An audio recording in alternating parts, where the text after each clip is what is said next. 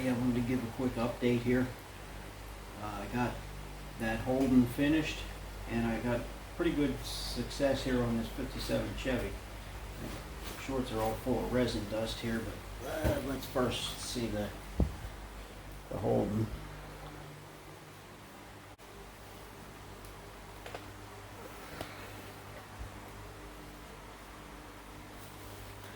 I'm semi-happy with it, but I'm still disappointed in the hood fit. You can see the way it sticks up here, and I've been bending on it and everything, and I just cannot get it to stay. The only thing I think I could do, I think it's hitting the spark plug wires on the valve cover here in the boots. I mean, I'd have to cut this much of the hood out, I think, to get it to sit, and then the valve cover would be sticking up, and I really don't want to do that. So I think I'm just going to live with it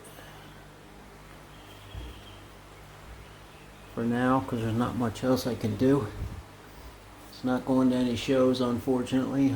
I'm in an area with no model shows. So it's everything I build's just for showing on YouTube and showing on Facebook model groups and emailing my friends. Other than that, it's just, just sitting on the shelf. So I'm going to live with it. I think the front end turned out really nice. The grill and stuff. I did Spaz Sticks chrome on the bumpers, and flat black on the grill, flat black around the headlights, and then chrome outlines and headlight decals. You can almost see the little orange on the marker lights in the front. Anyway, I think that came out pretty nice. And the tail lights, they were all molded in, so that's all paint detail. I put silver down first for reflection, and then blackened the frames, and did the orange and the red on the lenses. The parachutes, first time I ever tried this, because being a blown car, it should have a fireproof parachute pack, so I used medical tape, cut a pattern so I'd have the flaps, and sprayed it with silver. I think it looks pretty decent. The blower and actually the blower, I believe the blower was a competition resins piece. The scoop is actually one that I cast out of resin, put the carbon fiber decal on it, and the red, painted the butterflies red. The bottom's not too much to really look at. It's just a basic Pro Sportsman chassis that's been severely shortened and track width narrowed, and got the Futura Jackson slicks that I like so much. Anyway, that's pretty much it for that. It's ready for the shelf. But I want to show you something on this 57 Chevy, which, as you also know, that the fact that that's finished, that means I'm down to one project, so I got to do something about that and start something else. But this, I'm gonna put my glasses on so I can see what I'm doing. I showed you before about the magnets, and that I made the front half of the frame here and put the kit A-arms on and the kit cross member, but these and these are scratch built. And then inside the front end, I epoxied these brackets in here, and this really worked out pretty nice. I'm gonna try and do it, but you can see it. These slip in there, and then the magnets take over, and the magnets locate it. So even if you turn it upside down, it stays on, and it always goes back in the same position. So I'm pretty happy with that. When I first today just started to I was gluing the frame to the chassis pan, and it didn't look right. It looked too high. So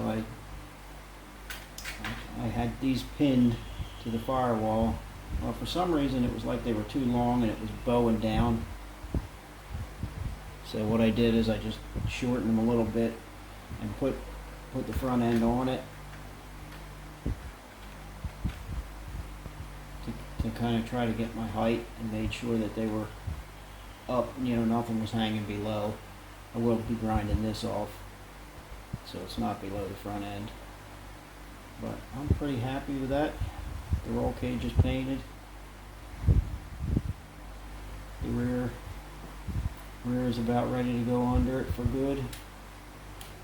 And I think I lied to people before. I said these tires were future attractions. These are actually competition resins. They're the ones they call for modern day funny car and top fuel, I believe. So they're big. I mean, they're really big, but they do fit in this body.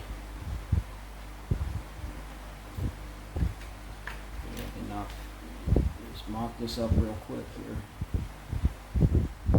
Can't mock the front end up, but that's going to go in there like that. And it's sitting back on the ground. It's on the ground just about, and it'll probably sit about like that when it's finished. So it'll be just about on the ground, just the way I like them.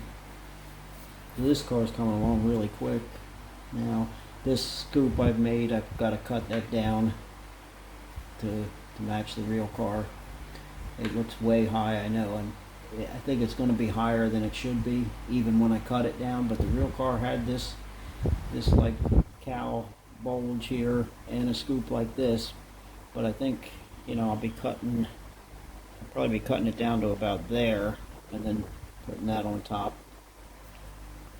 So overall, I'm happy with everything going here right now. Picking back up on this same video in another couple days. I'm not going to bombard my channel with videos every day, so I'll hold back for a little bit. So we'll see you in the update. So I'll see you when I continue this. Okay, it's been a couple days. This is the second update here on the 57. I got it mocked up. They're the wheels that are going to be on it, wheels and tires, but they're not on for good right now. I just wanted to set it. I wanted to see how it sits, and it looks like it sits pretty nice. Could be a little bit lower in the front. I'm one of them that like everything super low, but I may be able to do a little bit of tweaking and get it a little bit lower, but for the most part, that's probably about how it's going to sit.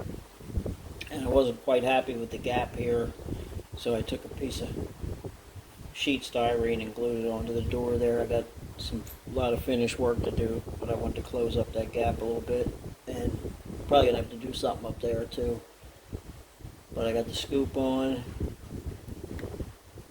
got the motor in. The carburetors aren't painted yet. I had to just put them on with white glue because they were very close inside the hood here. I had to actually set them on, put the front end on, make sure the scoop, you know, put the scoop where it needed to go to clear, and then glue the scoop down so everything just fits. And I just finished the tack. I put the 5-minute epoxy in there to make a lens.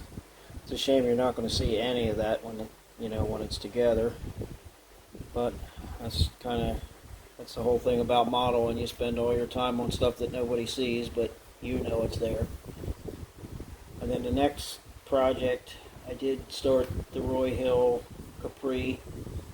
I had this body, didn't realize it was going to need so much fill-in, like the side trim here. I keep getting away from the camera, or getting not near the camera.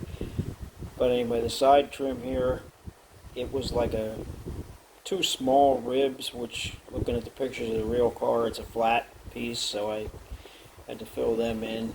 And this had a glass sunroof, well, clear plastic, so I had to fill that in. A little bit of putty. I'm about ready to put the first coat of primer on here. I opened up the wheel wells.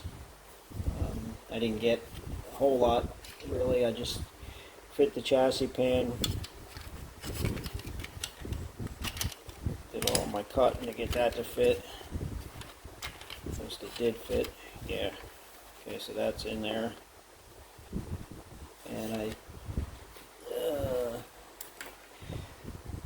narrowed up the sides here so they would fit. They go in between. Then I always drill and pin into the side of the chassis to locate everything. I will have to shorten this. You can see where the strut mounts are too far forward, so I'll have to shorten that. And I have the rear together. I always do these first because I need to get it into the chassis for mock-up for as far as how far forward or rear, you know, the floor pan has to sit to keep the wheels centered in the wheel openings. And that's about as much as I got done on that. I didn't dig out a motor yet. It gets a Boss 429, but I've got that stuff. Just have to dig it out. Pull this body off so you can see the chassis here. I have this pinned.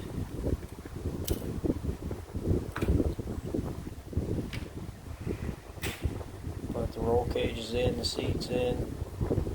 I still have to put the dash in and put the steering. So there's a lot to do yet. Headers I just painted the headers. I drilled these and drilled the breathers to put the breather, put the hose on.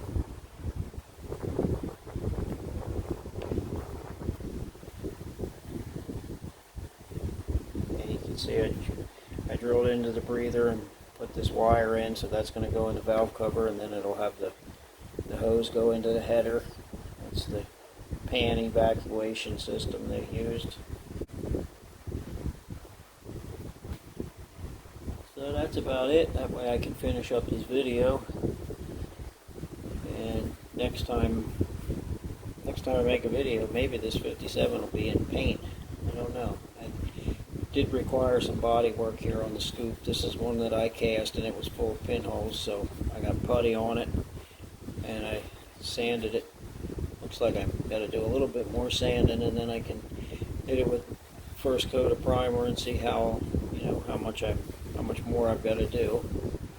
But this thing's coming along really good, so it shouldn't be much longer when I try to get ready to paint it.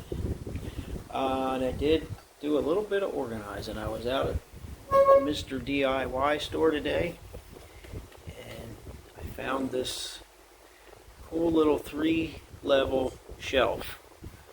So I know it's a mess. I mean, it looks a mess, but it gets some paint up here, gets things keep from being scattered everywhere.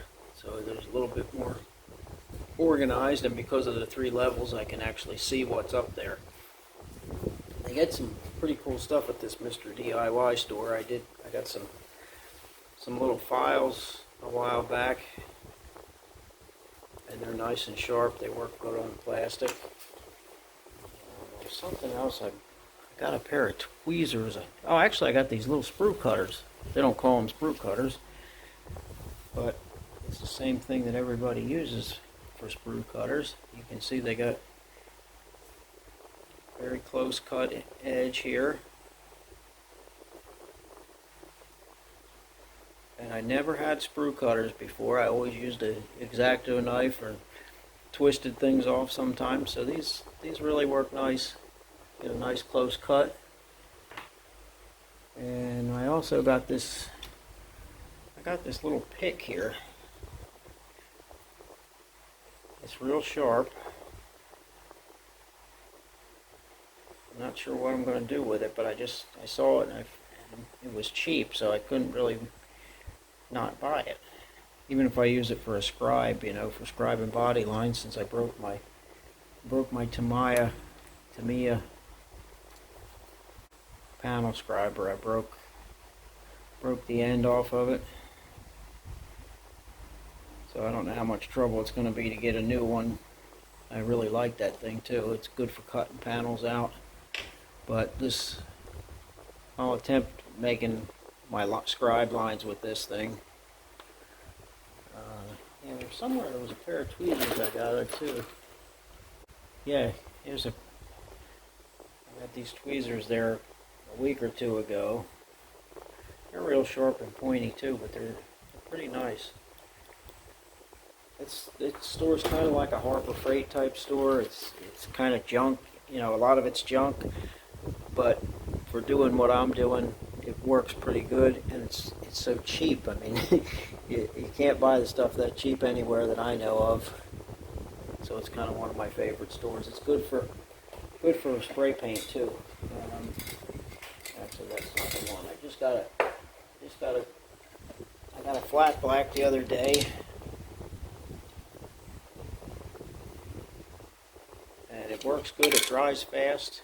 It says acrylic epoxy, and I couldn't find that same thing in the gloss black today when I needed gloss black. It just says 100% acrylic spray. It doesn't say epoxy, but I haven't used it yet to know how quick it dries.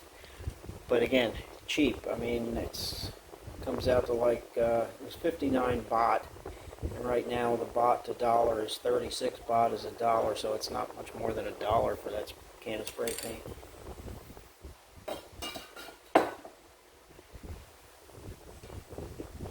Okay, this time that is really the end of it. I'm going to stop here, so thanks everybody for watching, and hopefully I have a good update next time with this 57.